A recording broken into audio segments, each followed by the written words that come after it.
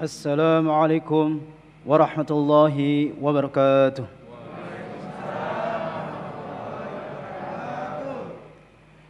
أعوذ بالله من الشيطان الرجيم.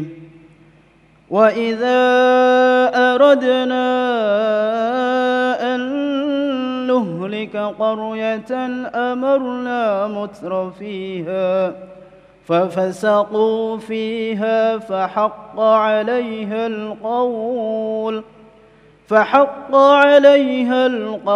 فدمرناها تدميرا. وكم أهلكنا من القرون من بعد نوح وكفى بربك بذنوب عباده خبيرا بصيرا. صدق الله العظيم. السلام عليكم ورحمة الله وبركاته. Assalamualaikum warahmatullahi wabarakatuh. Alhamdulillahirrabbilalamin. Allahumma salli ala Sayyidina Muhammad wa ala ali Sayyidina Muhammad.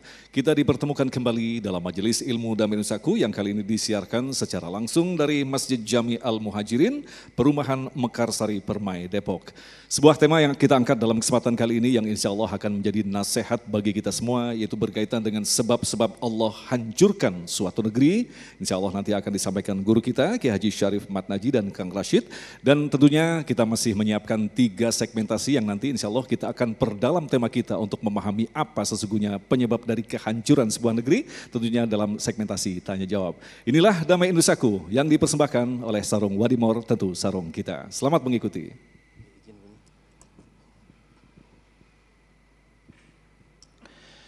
Bismillahirrahmanirrahim. Assalamualaikum warahmatullahi wabarakatuh. Alhamdulillahi wa kafa, wassalatu wassalamu ala sayyidinal mustafa wa ala alihi wa ashabihi ahli sidki wal wafa. Ayyuhal hadirun, izinkan Kang Rashid menyampaikan, mari kita tambahkan iman, kuatkan iman di tengah badai kondisi zaman saat ini. Kita niatkan untuk memperkuat ketakwaan kita kepada Allah Subhanahu wa taala. Para jamaah tamu Allah Masjid Al-Muhajirin Cimanggis Depok dan pemirsa Damai Nusaku TV yang dirahmati Allah. Ada suatu negara, suatu kerajaan yang sangat makmur sekali. Ini terjadi pada tahun sekitar 18 abad sebelum Masehi. Menjadi pusat peradaban. Pusat peradaban itu yang bisa mampu mengelola bumi ini. Ada tanah, ada udara, ada air. Itu adalah tempat membangun peradaban. Plus ada teknologi. Allah memberikan kemampuan ilham kepada warganya. Allah memberikan kemampuan berpikir kepada rajanya. Allah memberikan kemampuan memanage kepada pemerintahannya. Namanya adalah Kerajaan Saba. Yang kita kenal dipimpin oleh seorang ratu, namanya Ratu Balqis. Dan ini digambarkan detil oleh Al-Quranul Karim dalam surat Saba ayat 15, 16 hingga 17. Bismillahirrahmanirrahim. Laqad kana li Saba fi maskanihim ayatun. Bahwa ada suatu kerajaan namanya Kerajaan Saba, ada tempat penduduk yang sangat gemah ripahlah jinawi. Bahkan fi jannatani an shimalin wa yaminin. Di sebelah kanannya bagaikan surga dan sebelah kirinya bagaikan surga. Ada tanaman-tanaman yang subur. Negara ini namanya negara Saba. Taib, Allah memberikan definisi kepada kerajaan ini namanya baldatun thayyibatun warabbun ghafur. Negara yang amat sangat baik. Baldatun thayyibatun warabbun ghafur, dan Allah memberikan ampunan. Hal ini teringat dengan negeri ini. Ingat ada satu syair, tongkat pun bakal jadi tanaman. Saking suburnya negeri ini. Mari kita mencoba menelaah kerajaan ini, namanya Kerajaan Saba. Punten, dia punya kemampuan mengolah air. Ya, air itu diolah karena sumber peradaban adalah air. Lihat Sungai Nil, air. Negara yang di pinggiran Sungai Nil, negara makmur. Tetapi di Sabah tidak ada sungai, tapi dia karena berlimpahnya hujan, ya, berlimpahnya sungai, tetapi dia desain, dia manfaatkan, Allah memberikan ilham kepada rajanya. Allah berikanlah ilham kepada warganya. Allah berikan ilham kepada pemerintahannya. Dia bikin bendungan besar, namanya Sa'du Ma'rib.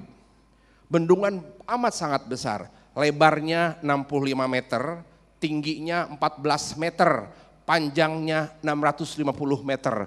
Menurut pakar sejarah, itu hampir sekitar 969.600 hektar.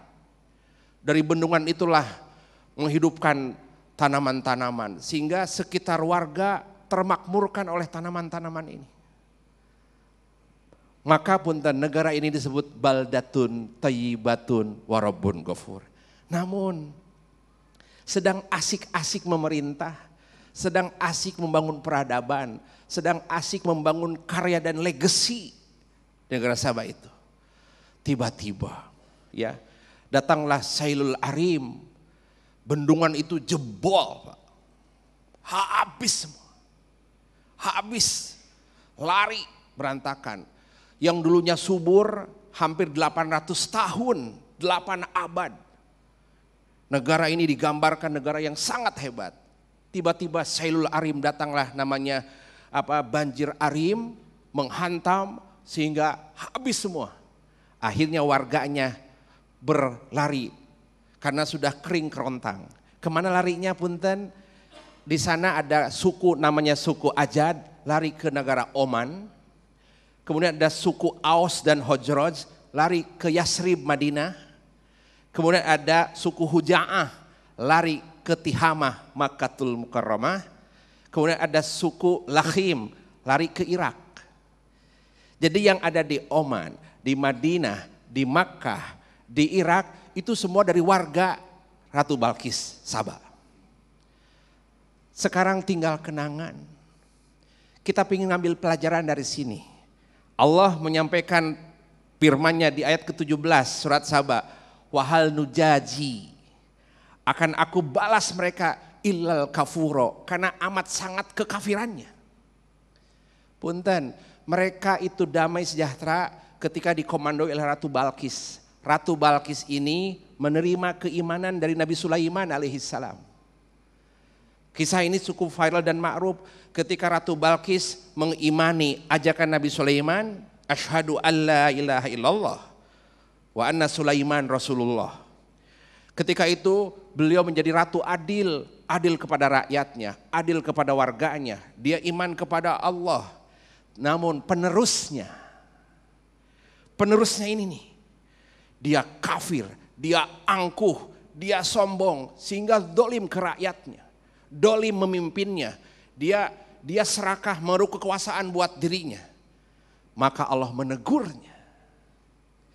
Bendungan yang menjadi sumber peradaban itu jebol oleh suatu hentakan Sailul Arim. Habis. Dibaca oleh para sejarawan, puing-puingnya sudah ada. Itu sekarang adalah di Yaman Selatan. Taib. Belajar dari kisah ini izin. Sumber yang tadinya nikmat, negara yang adem menjadi berantakan adalah ketidakimanan. Sumber yang kedua adalah karena tidak punya iman maka dia angkuh. Bagaimana Fir'aun tidak iman, bahkan dia mengaku dirinya Tuhan. Dia berkata kepada Bani Israel, ana rabbukumul a'la, aku Tuhan kalian. Patuhilah, karena keangkuhan itulah dia ngaku Tuhan, karena tidak dibimbing oleh keimanannya, dia ditenggelamkan di Laut Merah. Kalau di Sabah didatangkan banjir. Dengan kata lain punten, mari kita sambungkan dengan sabda Kangjeng Nabi Muhammad SAW. Ya, ma najalal bala'u illa bidzanbin. Badai, banjir itu bala, musibah. Tetapi izin, kenapa itu bala datang? Corona datang, banjir datang, kata Nabi, mana jalal bala'u illa bidzanbin wa ma rufi'a illa bitaubat. tidak ada musibah menimpa rakyat itu kecuali diundang oleh dosanya. Dosa penduduknya, dosa pemimpinnya. Itu mengundang maksiat, mengundang musibat. Mana jalal balau illa bidanbin. Allah menampakkan peristiwa di Sabah karena pemimpinnya dolim, tidak adil, dikirimlah jebol namanya banjir arim.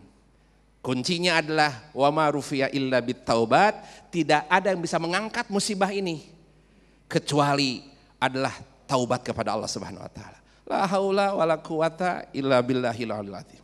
Baik, terima kasih Kang Rashid. Itulah tadi pemirsa yang dirahmati Allah. Sangat jelas sekali Allah memilihkan kisah-kisah yang terbaik, yang benar-benar terjadi dan dicantumkan di dalam Al-Quran agar kita mampu mengambil pelajaran bahwa peristiwa yang dialami oleh masyarakat di negeri Sabah bisa saja terjadi pada saat ini ketika kita benar-benar jauh dari Allah Subhanahu wa taala. Insya Allah kita akan dalami dalam segmentasi tanya jawab selepas pesan-pesan berikut ini. Damai Indonesiaku.